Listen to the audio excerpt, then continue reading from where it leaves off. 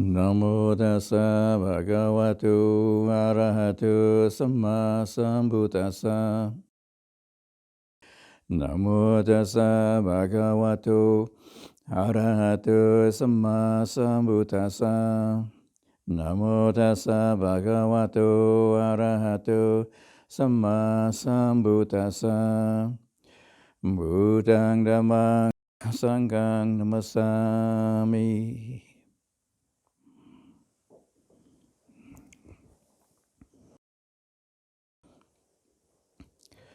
So this is session 10 of Beyond Eye Making, and today we finish off the cessation part, last two stages, but sort of in contrast to the developmental phases of eye making or development of the ego, which proceeds usually very systematically. I mentioned these 4 stages: underlying dispositions, the thought or conceit, I am, identification, and then self-views. When it comes to the cessation part, it's not so systematic usually, not necessarily systematic, because it's more matter of degrees, I would say. It's not that you kind of the end all self views, at stage 4, and then go to stage 3, ending all identification, and then you go to stage 2 and 1. I would say it's a bit more of a matter of degrees of cessation. So, for example, probably the average person, they realize some degree of right view, letting go of some of their attachment to self-views. And I was just contemplating last night about how it probably requires some degree of, don't want to be too exclusive here, but some degree of wisdom or spiritual maturity to arrive at right view. I mean, if I think back how I got into Buddhism, I mean, I didn't have right view in the beginning, and it was just, I could say it's even just almost a kind of a fluke that I arrived at right, some degree of right view, mainly because of a book I read about Buddhism. And on this book, it's just, I can't remember much about it actually. It was, didn't know much about Buddhism. It was a little bit beyond me at that time. But my first impression was that, oh, this is not a religion, this is scientific. Buddhism is scientific because there is you can say, a hypothesis, a view, and then you have to put it into practice to find out. You have to test it. It's like the scientific method. You have a certain hypothesis, and then you could proceed to prove it through testing, through scientific investigation. So then it kind of struck me, and the basic principle then is cause and effect. You do this and you get that result, so let's test it. So that's one of the first aspects of right view. You believe in the law of causality. And before that, I had no idea. I mean, you hear about karma, so I thought, well, everything's karma, karma vipaka, really. So you're stuck. You just got to put up with life because that's what you're given, There's no hope for you. You just follow along as you've been dealt the cards by life, you see. But in the Buddhist teaching, no, you can make some changes. Depending upon your actions, you get a corresponding result. Skillful actions give pleasant result. Unskillful actions gives unpleasant result. Very simple, which is the basis of all religions, actually. You're a moral person, you go to heaven. You're immoral, you go to the underworld. I mean, below the underworld.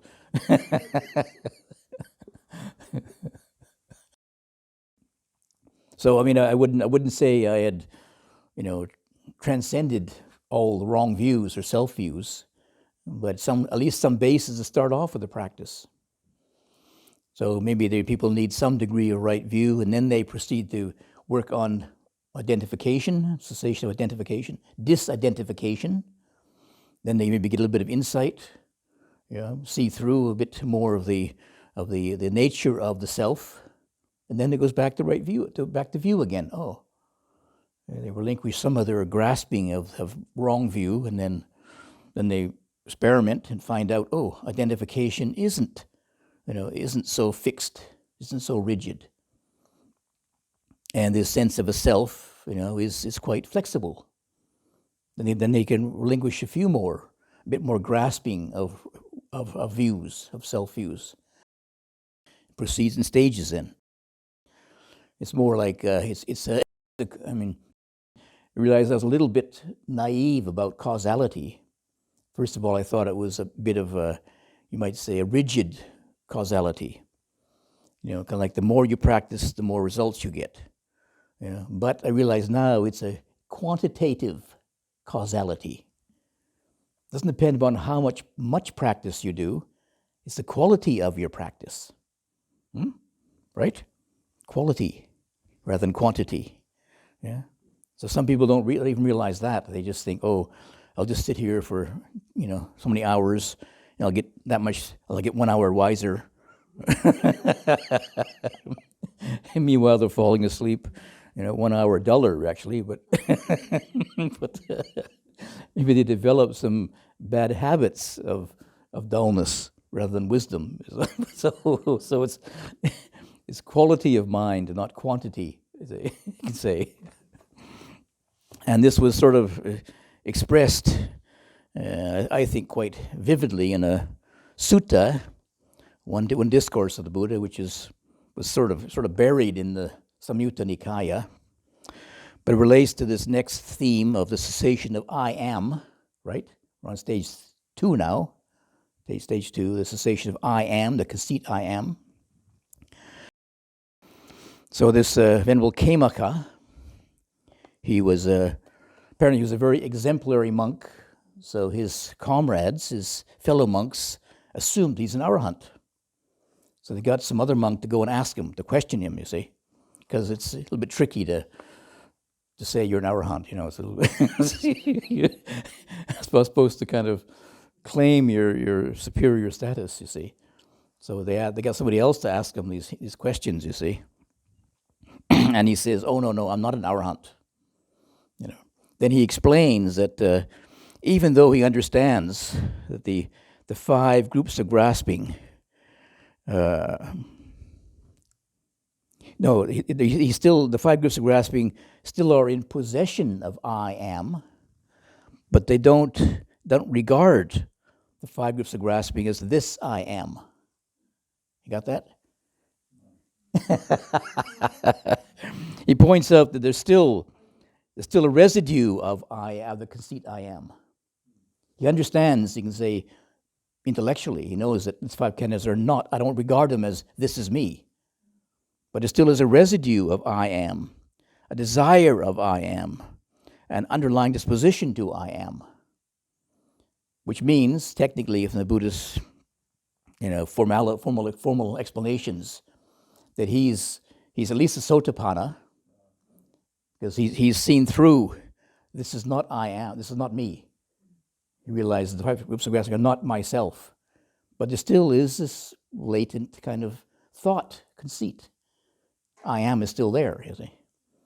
Okay, he knows that. I'm not this 5 groups of grasping, but what am I then? I'm beyond the 5 groups. I'm a mysterious I, mysterious soul or something,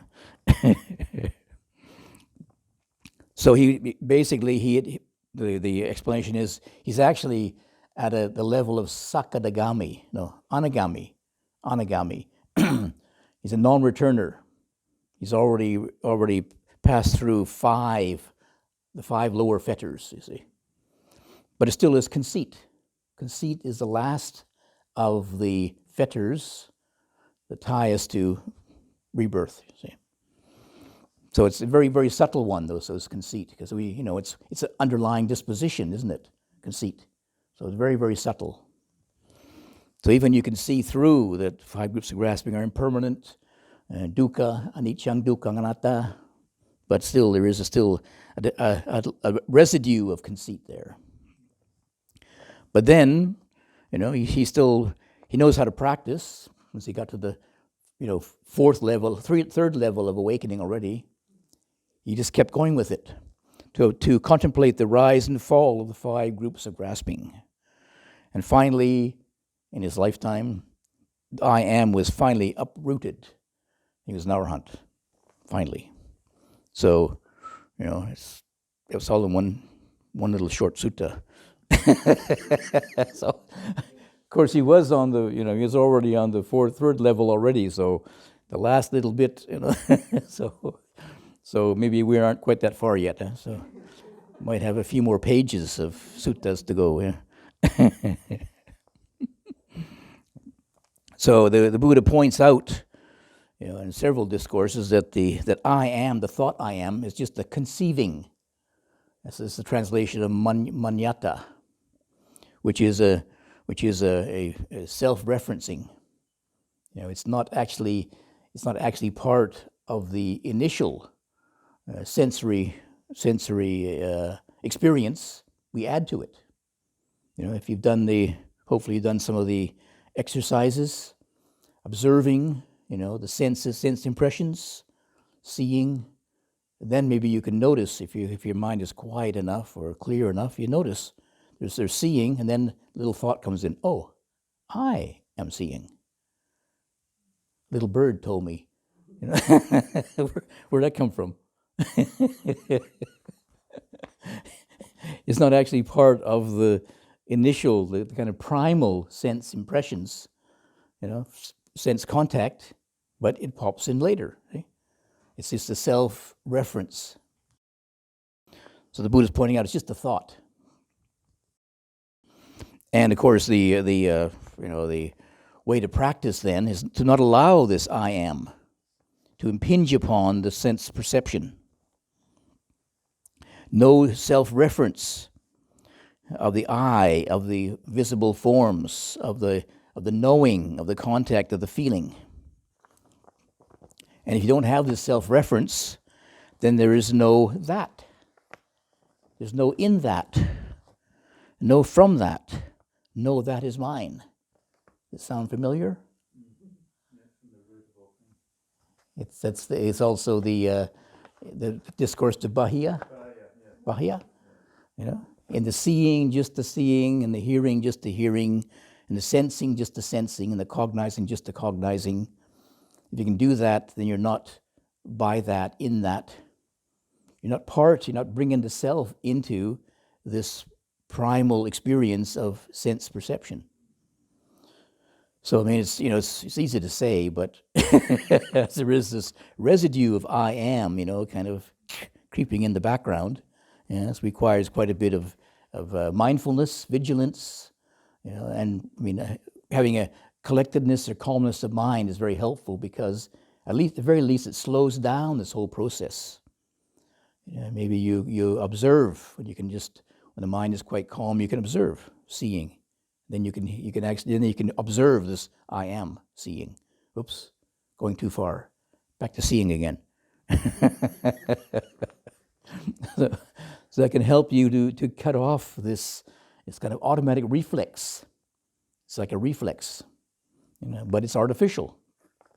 But since we've relied upon it, or in the cultivation of a sense of self, we've cultivated that, kind of conditioned the mind to think that way, we've got to recondition it. So the way to uproot all of this self-referencing, we already know the basic practice.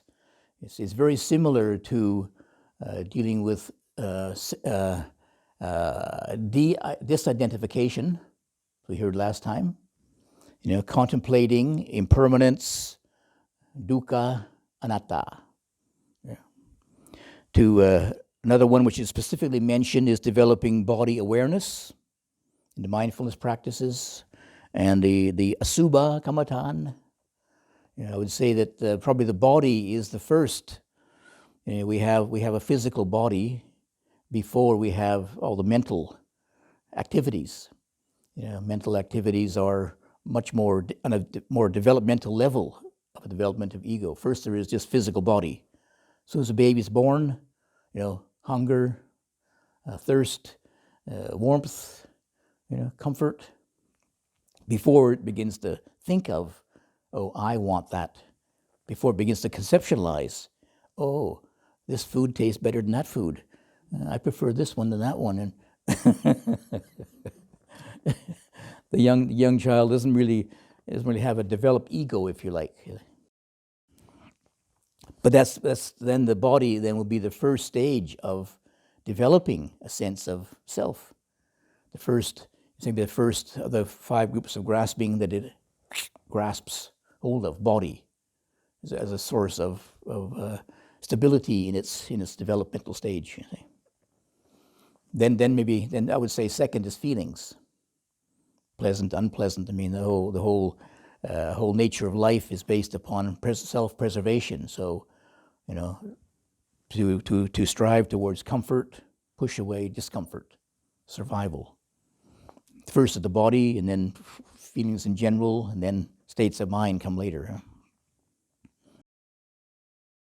And the ending of course, all of I-making is called the right penetration of conceit.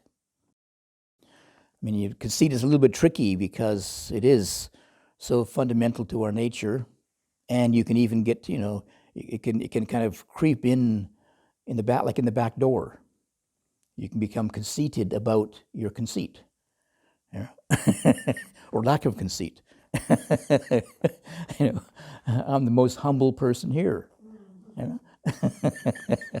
I'm the least conceited person, really. Yes, yeah. It's a very slippery thing, conceit, because it is so kind of primal or elementary to our being. That's why, working on the grasping of the 5 groups of grasping is a little bit more. That's what the Buddha focused on the most, because it was, as it were, kind of much more obvious, I think, for most people.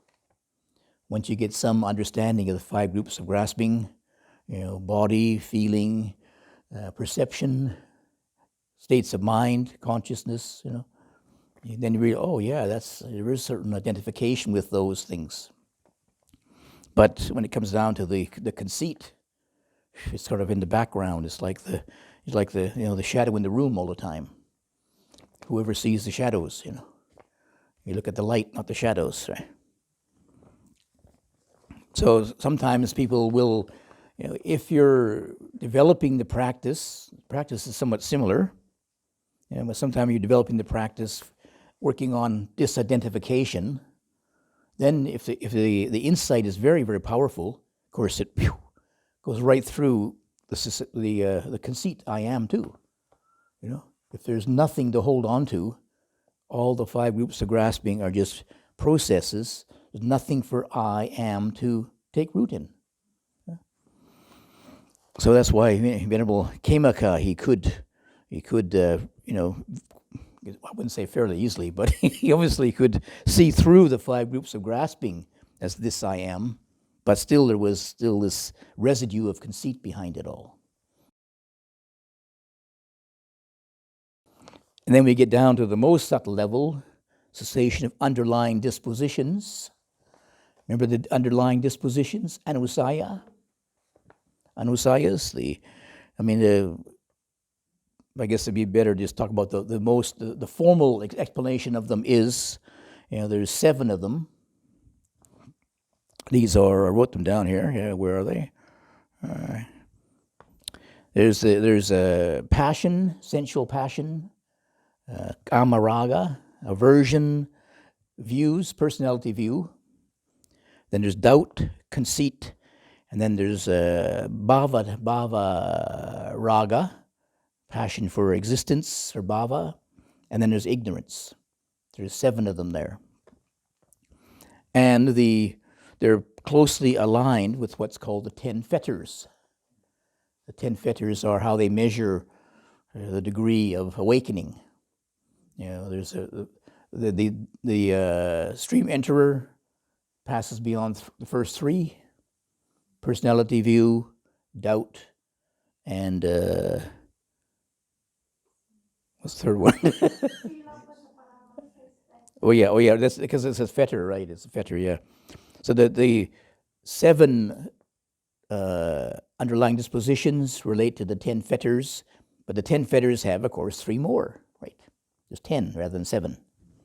So you need to add to that adherence to rites and rituals, restlessness, and then one of them, the passion for existence, is divided into passion for material existence and immaterial or formless existence. So that makes 10. So when the underlying dispositions go away, when the fetters are pass away, underlying dispositions also pass away. Depends on which level you work at, I guess, or something other there. It all goes to the same point. All arrives at the same place. Liberation. Yeah.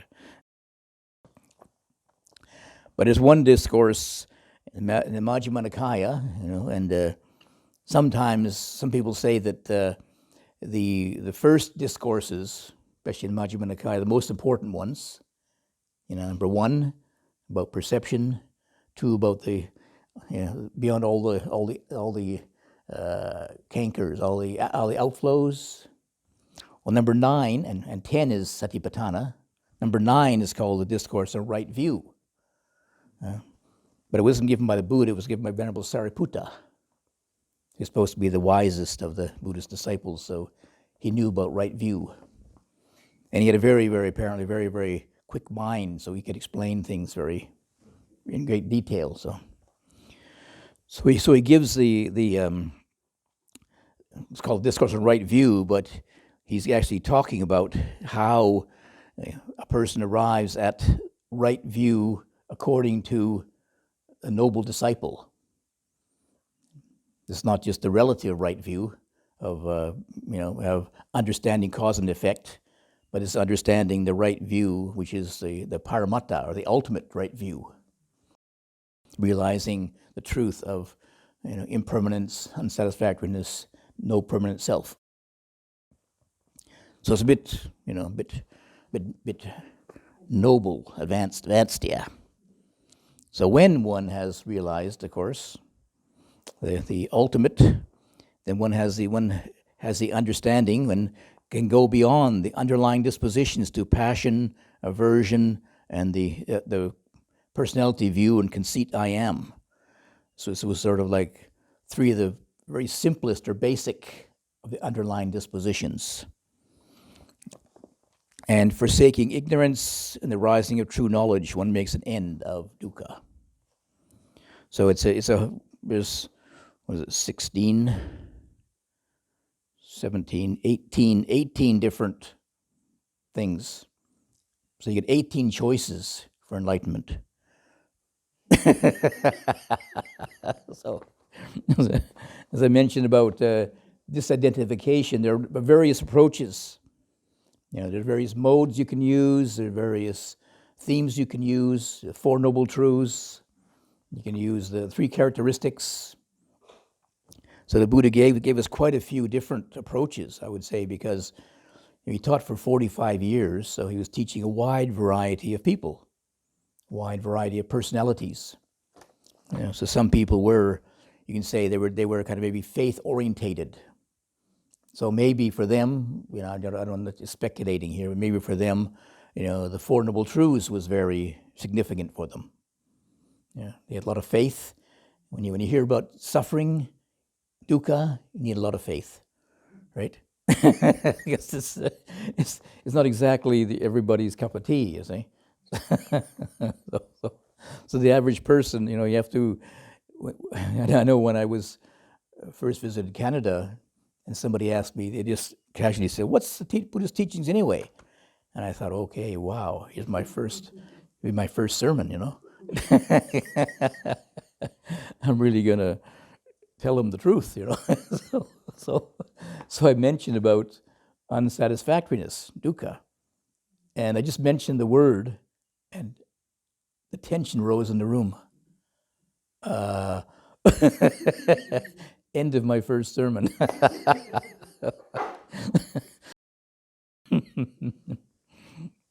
It wasn't a very skillful approach for that person at that time.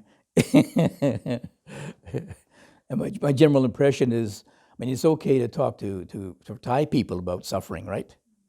Because you hear it all the time, right? And maybe you can take it a little bit, sometime a little bit casually, right? Right. Yeah, we heard so much about dukkha,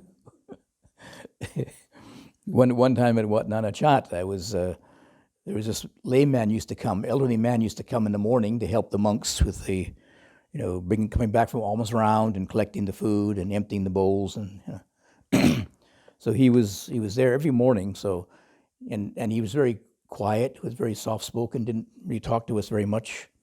He couldn't speak much. He couldn't speak any English anyway, and only a few of us could speak some Thai. So he was there one morning, and so I just said, though, "Ben yang rai no?" Ask him how he was, and he looked at me and he says, "I'm suffering." Ben tuk,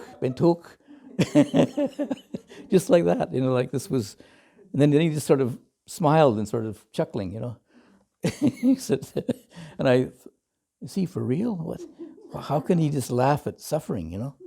I was feeling a little bit sad, because I thought he looks pretty peaceful. I thought, but he's telling me he's suffering. So, it's too bad. It's too bad. But he just kind of chuckled. Yeah? And then I said, "How can that be?" He says, "But suffering is the way things are. This has been Dhamma, it's just life." He said, "But then when you know that," he said, "then you can begin to practice." Because if you can accept the dukkha, then you can find the way out of dukkha, and find the path. But if you can't even admit that you're suffering, you can't even start. If you really think that you're really happy and successful and whatever, end of story, So, but interesting to follow up my first sermon. It didn't end quite so abruptly as I thought. The person just, "I'm not suffering." So what can I say? So I just stopped talking, Yeah. But a few days later, I was just sitting there, and then I just said, just happened to notice they're very busy. This person was always busy all the time, and I just kind of casually mentioned. I said, "Well, if you're not suffering, why can't you just sit quietly for a few minutes, And she turned to me and said, I'm suffering. So she was thinking about it, She was contemplating. It wasn't just, it was the end of story, So it was, some people do have that faculty of reflection, so it wasn't totally wasted. It wasn't very useful at the time, but, after a while, people get used to it maybe. Maybe it just points out something in their life which they haven't recognized before, never heard before, Yeah, but for other people, they need a softer approach, Like you can talk about the gratification first. Gratification, then the danger, then the escape, Right? That's another one of the modes, right? There's 3 different general modes.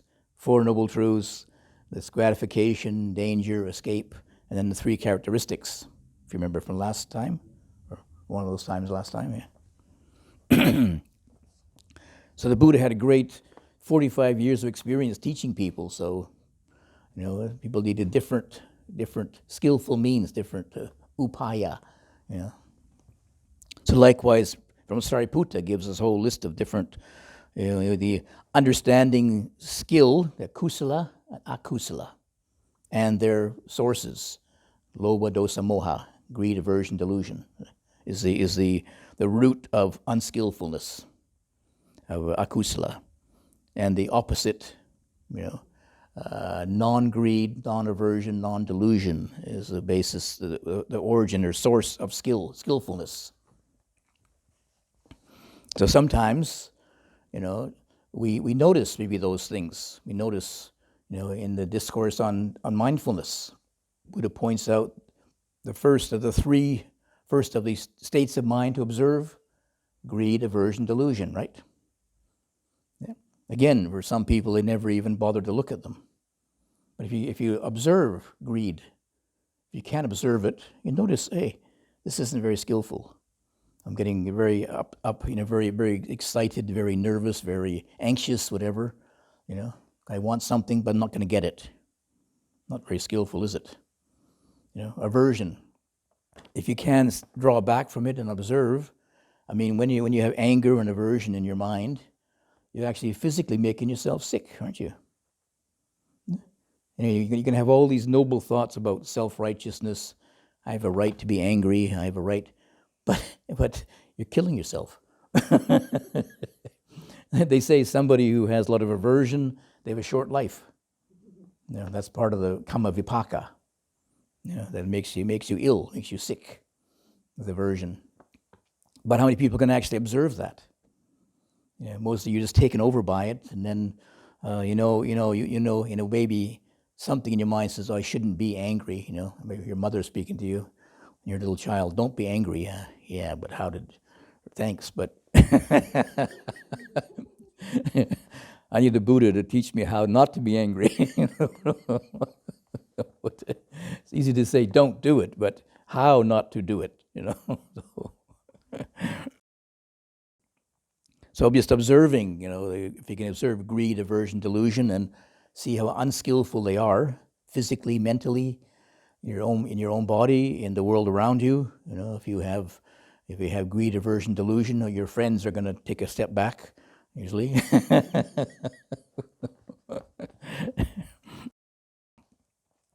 But this is understanding these. This, of course, is not just, we understand them intellectually, I'm sure, right?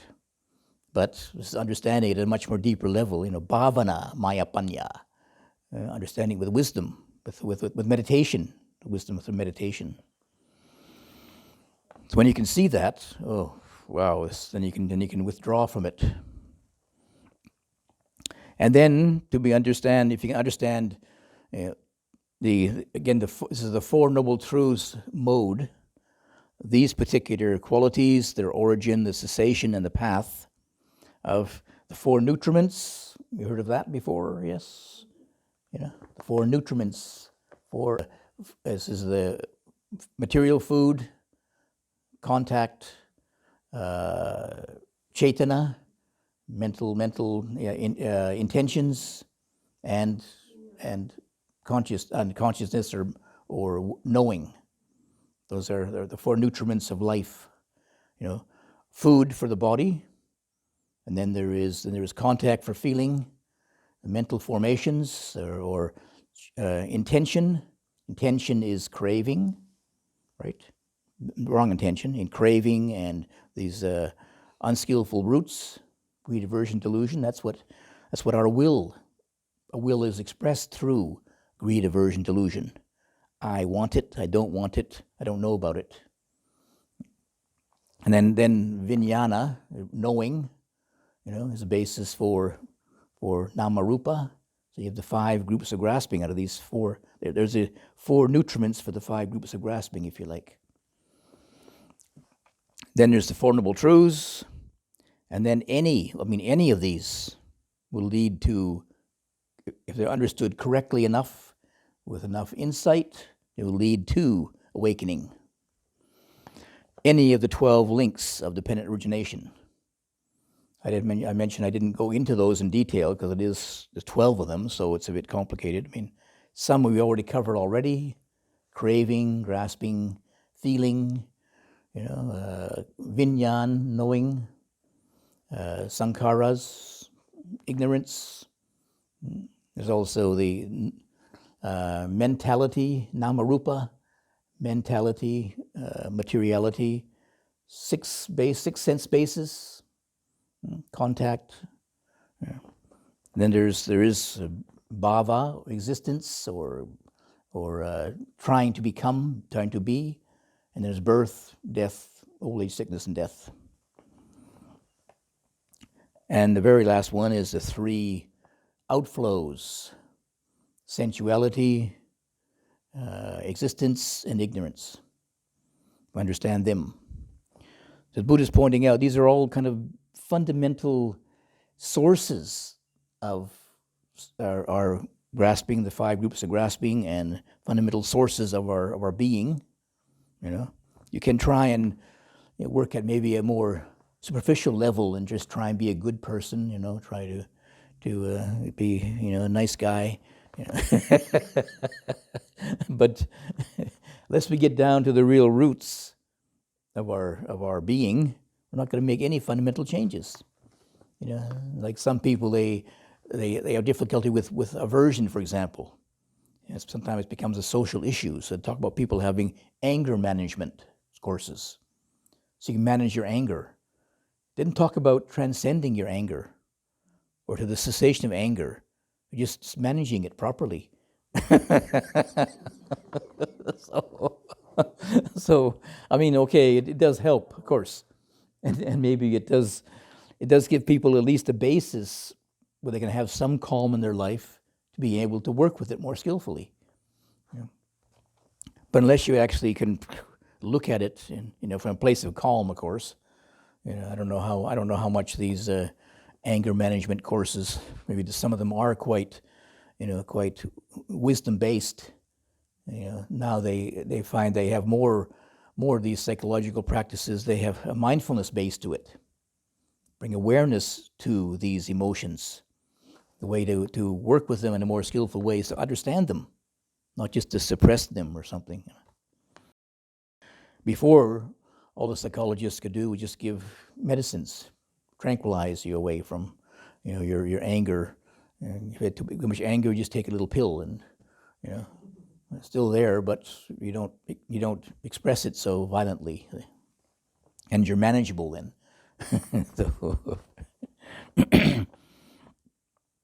So similarly, as with disidentification, practices are much similar. There's nothing there to delight in, to welcome or hold to, then it's the ending of these underlying dispositions. If there's contemplating the impermanence of the three feelings, then we recognize many of these underlying dispositions, as I mentioned, they are kind of fundamental to our being, just as feelings are. Bodily sensations, again, similar to the cessation of I-making, of I am, the contemplation of the body, one of the most skillful things to use, to develop. And the other one is to develop the Eightfold Path as a support, as spiritual powers to help you with this investigation here.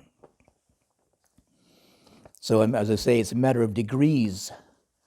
So sometimes, we don't necessarily progress through these four stages step by step by step, a matter of degrees. So once one has a little bit of right view, one undertakes the practice, perhaps focusing more on disidentification, that can give you some insight into the whole nature of I am, how the sense of self arises, is developed, how it becomes more stabilized or becomes more grasping. Then you can let go. Maybe it changes your view of things then. You get a lighter view of your sense of self, less rigid self-views. And then it allows you more space to investigate.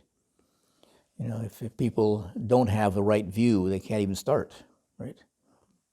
But unless we investigate at a more experiential level, having the wisdom from meditation practice, it's not going to make much changes. It needs to penetrate very, very deep into our being then. So it's like contemplating impermanence. You can do it on the superficial level, just say, oh yeah, everything's impermanent, yeah. Very good new carpet, I guess. Yeah. Well, that's a good one we can try with Ajahn Kema, can't we? Maybe we can get a golden colored carpet. This is impermanent here, you know.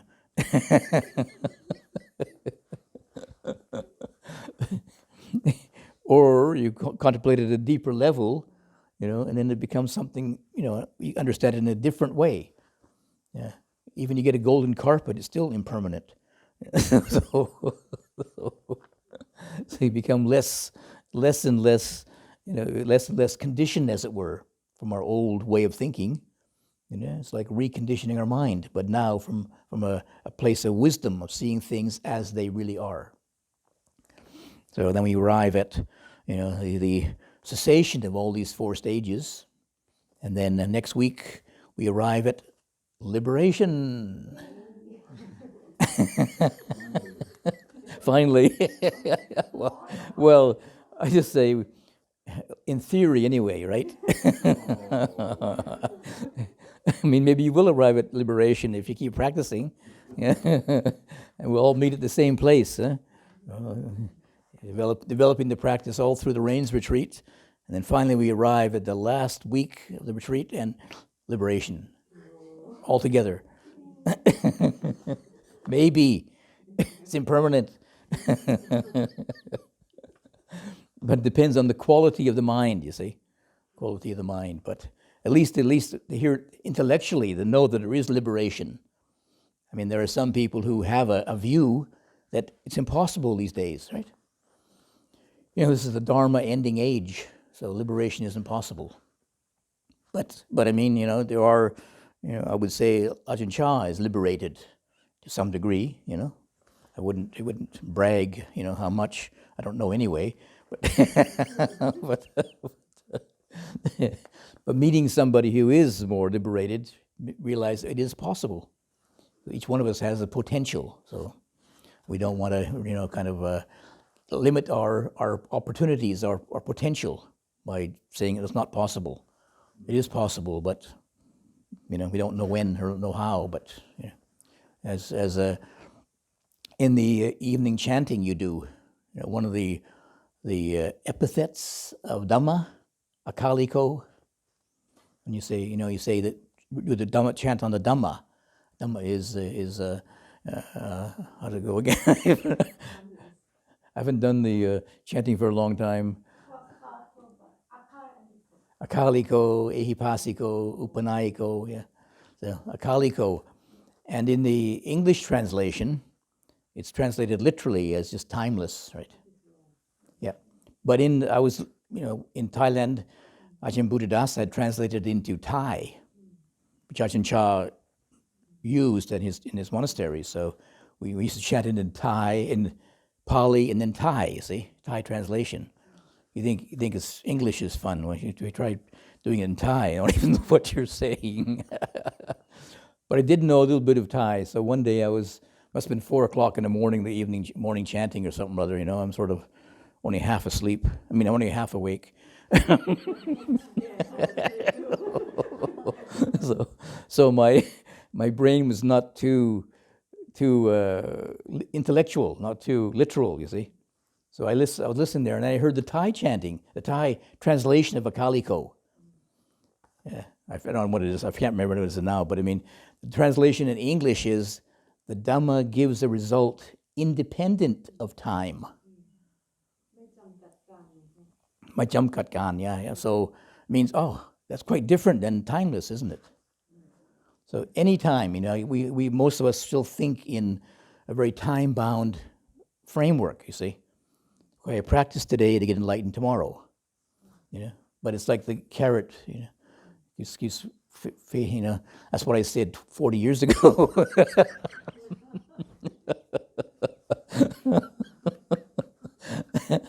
But it is a little closer.